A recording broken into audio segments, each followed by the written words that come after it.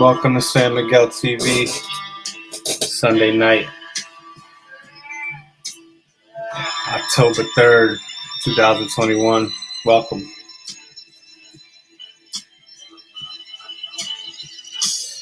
All right, tonight we're going to talk about Catholic priest Joseph McLoone, who stole some church money and recently admitted to it. This is the original article when this dude was arrested.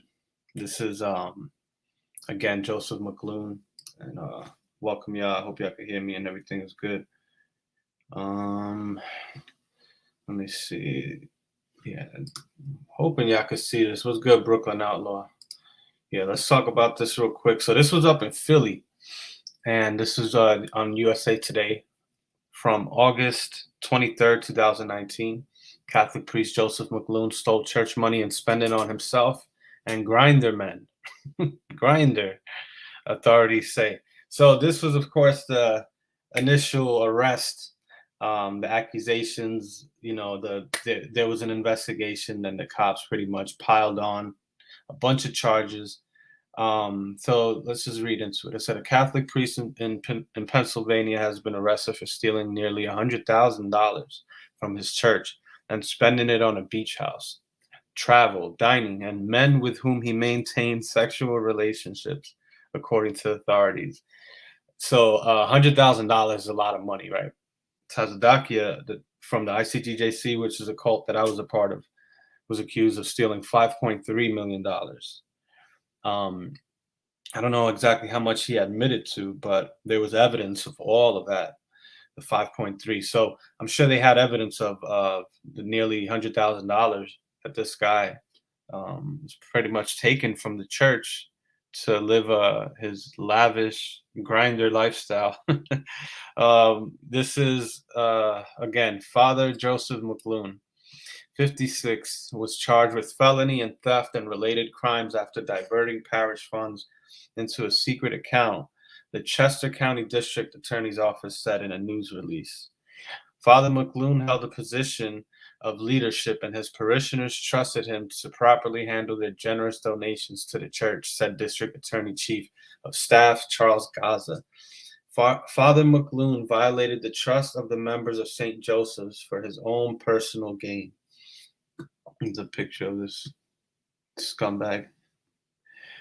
It says here, McLoone took over as pastor of St. Joseph's Parish in Downingtown in 2011 after Monsignor William Lynn, the first senior official convicted in the U.S. for covering up a sex abuse scandal, was indicted and incarcerated.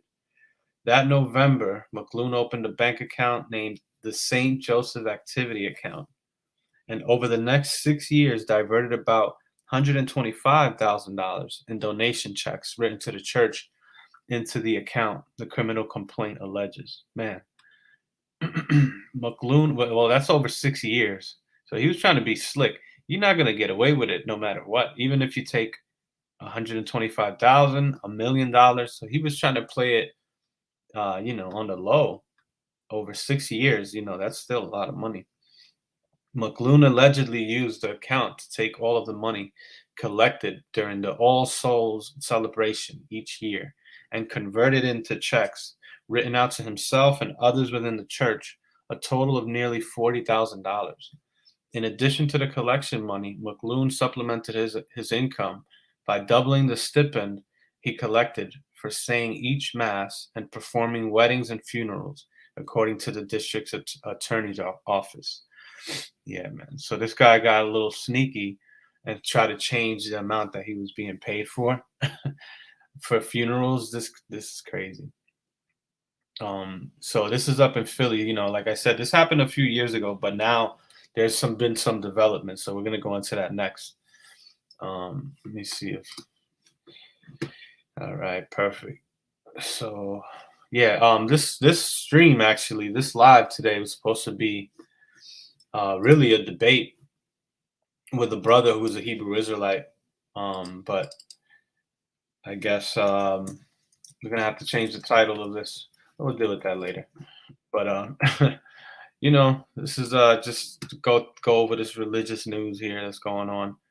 all throughout the different states. I mean, this happens a lot. Especially within the Catholic Church, you have a lot of sneaky mother effers up in there that steal, molest kids, do all types of crazy stuff. We already went over what happened with Father Joseph Masquel, right, or Mascal in Baltimore a few weeks ago. But let's see. Let's continue reading here. Authorities say McLoone regularly withdrew cash in Ocean City, New Jersey, where he had a vacation home.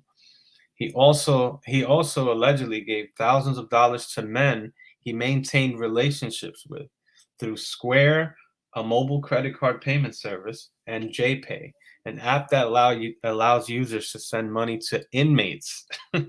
Oh no. McLoone sent $1,200 to an inmate in a New York correctional facility and $1,720 to other men, all of whom he allegedly met on Grindr, according to court documents obtained by NBC. Man. The bank account was frozen in February 2018, according to the Archdiocese of Philadelphia, and church officials began reviewing the parish's financial records. When questioned about the expenditures, the Archdiocese said McLoone acknowledged that the account violated its financial controls and procedures, and that some of the expenditures were for personal expenses of an inappropriate nature. Yeah, you could say that again. So the Archdiocese found out about this, and I wonder how they punished him. Right? I think he resigned on his own. This McLoone character, funny ass name, right here. So let's continue reading. He remained on administrative leave in a private residence throughout the investigation until he as resigned as pastor. Let's read that again. He remained on administrative leave in a private residence throughout the investigation until he, as resigned pastor, the Archdiocese said. So he did resign. These charges are serious and disturbing, the statement read. The Archdiocese and the parish will continue to cooperate with law enforcement as the criminal matter enters in its next phase. McLoone's attorney, Melissa McCafferty, told the Philadelphia Inquirer that her client is innocent. That's what they all say. The Chester County District Attorney's Office is overreaching, she told the newspaper. They filed these charges based off speculation, conjecture, and innuendo. They won't be able to prove them. So that was like 2 years ago, right? Let me see if I could now share this other screen. Let's stop sharing this screen here. So let's go into the new article pretty much. What this pretty much came out 2 days ago. He pled guilty to this. So let's go into that. Let's see here. It's going to be a video, so hopefully y'all can hear this audio. Let me go back to it here.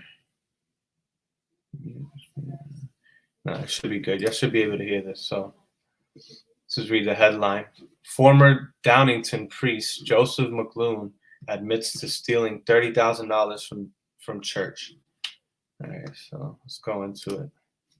Pastor admits to stealing $30,000 from his Pennsylvania parish. Monsignor Joseph McLoone was initially accused of stealing $100,000 from the St. Joseph Parish in Downingtown, but reached a plea deal. He said he spent the money on a beach house on the New Jersey shore and men he was sexually involved with. McLoone was sentenced to 5 years probation and community service for misdemeanor theft. He resigned from St. Joseph in 2018. Katie Johnston for CBSN, Philly. So that's the news update on that. So we already have all the information, but so he actually admitted to this. It's good that these guys get caught. $30,000. I mean, he entered the plea deal, so it's better than going through, years of court, cases and battling back and forth. But, they didn't even get jail time, though. Just got probation. See? Pleaded guilty Thursday to misdemeanor theft charges and was sentenced to 5 years of probation, the first 9 months of which he will complete under house arrest. which is that's what they did to Tazadakia too. He was in house arrest for a while, but at least he was going to serve some jail time. This guy didn't even get any jail time. He cooperated, so but I think he deserved a little more. But at least he resigned. He got this public shaming. That's pretty much the news I wanted to go over. I mean, if anybody wants to just talk about anything here, this is an open discussion. I was supposed to go live with a brother. Let's take this out. I was supposed to go live with this one dude that, I mean, I forgot his name I think was Emmett Samla. And he was trying to prove that Jews came to Africa, which is a claim of the Black Hebrew Israelites. And I don't know exactly what time. I know most of them say 70 AD.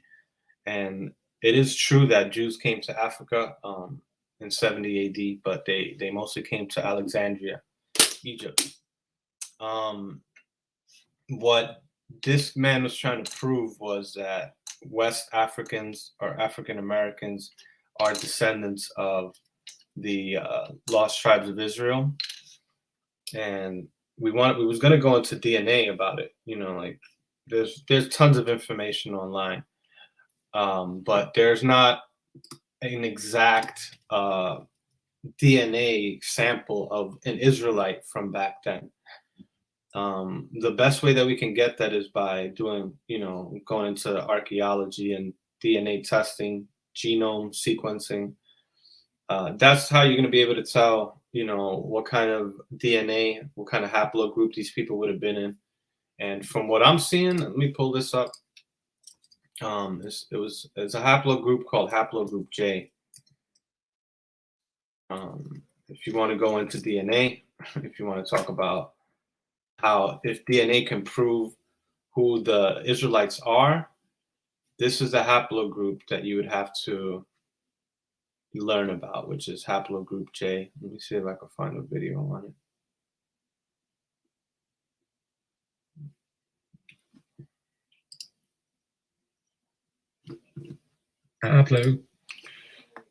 Let's see. I'm going to share my screen. Give me a second here.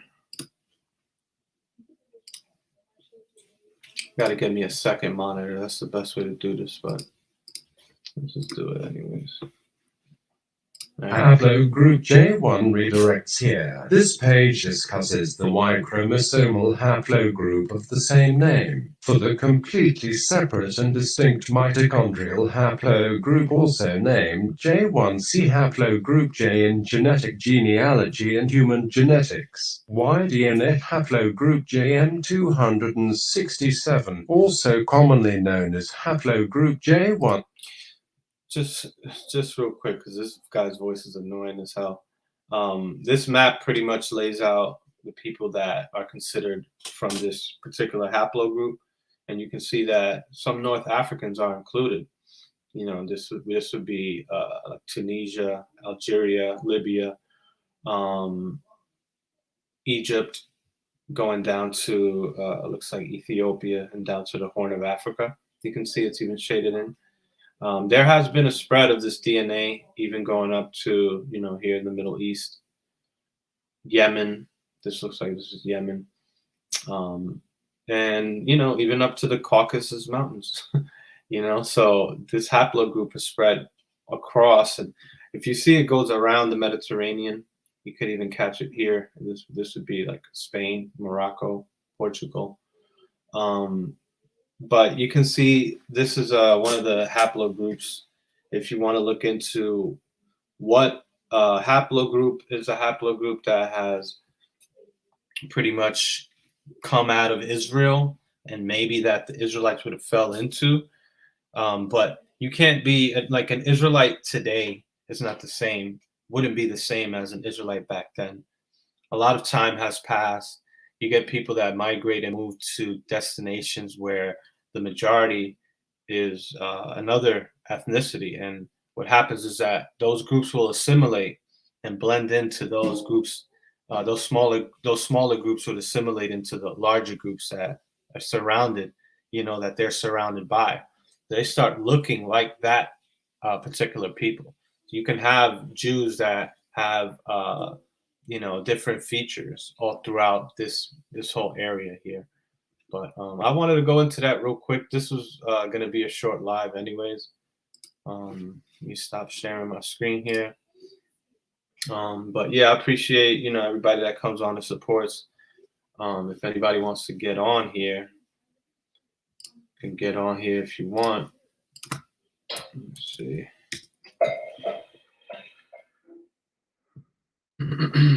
There's the link if anybody wants to join. Yeah, I had sent this out to a few brothers already that have been wanting to come on the live. They're Hebrew Israelites. I don't think I got any response from them. Let me see here.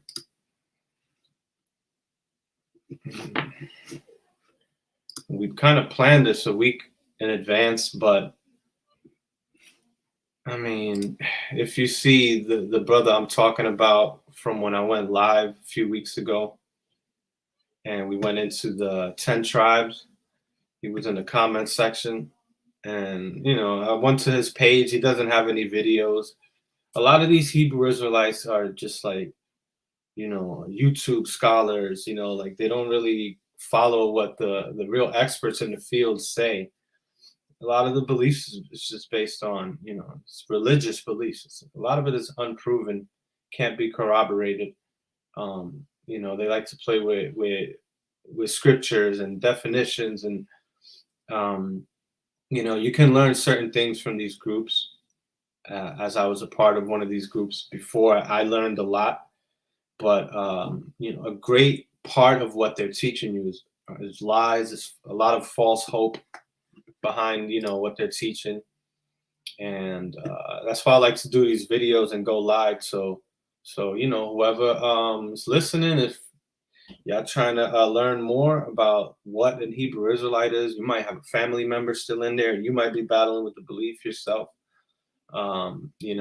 That's why I do these lives, so you can understand how I get programmed. But I mean, Sunday night, October 3rd, tomorrow's Monday. The beginning of the stock market is opening back up for those that's into that. Sometimes I get into those convos. Last week, China pretty much banned all cryptocurrencies, which is horrible. And cryptocurrency was already taking a hit, and it took more of a hit. Seemed to be coming back up. I mentioned one particular coin that I see has been doing really good since I went live and spoke about that. It's called Tezos XTZ coin. XTZ would be the ticker symbol. And, I got my hands on a few of those coins early. If you would have bought in when I did my live, you would have probably almost doubled your money by then. I've been throwing in, and I'll pretty much double my money already, but I didn't put in as much as I should have. But like I was saying, that's a good way to hedge your money, and in a stock market that's been pretty much taking a hit. It looks like from now on we should see some more green days. Usually this is the time of the year when the stock market kind of wakes up going into Christmas, and you're going to see companies that's in retail like Macy's, Lowe's, certain companies like that are going to be doing pretty good. The EV companies right now, electric vehicles, currently have a chip shortage going on, so there's a lot of issues with that, and even phone companies. So a lot of the stocks have been down, just to get into a little financial news. But cryptocurrency, like I was saying, Tezos coin, they pay you 4.6 interest, annual pre-rated interest, pretty much, which works out, man, because even if it's going down, even if your stock is going down, you still earn some interest, so they give you 4.6 APY, which that's annual percentage yielded, which is good. You know, there's some coins that give you 5%. There's other apps that's on Coinbase. There's other apps that you can use that give you like 10% on certain coins if you invest. But you know, I think that from here on, you should start seeing the stock market coming back to life, and crypto coming back to life also. You know, I like doing these lives so we can talk about all these different things, because there's a lot of relative, you know, or relevant news out there to, you know, to people and to everybody. I mean, things that we should be knowing that you know, you might not get from other channels. So I like to throw that in here just so people understand, you know, that there's more. There's, you know, there's more out here than just trying to debate somebody about their religious beliefs. You know, we can actually learn about some investing techniques, you know. But I think that's about it, unless somebody wants to throw out a question, got something to say. I know we got a few people on right now, but I think I'll be going live in another 2 weeks. I'm trying to get somebody on my channel who's a former IUIC member, but we'll see what happens. But yeah, it looks like I'm going to end it on that. We've been going for 22 minutes now. Sounds about right. But appreciate y'all for joining me. Have a good night. Peace out.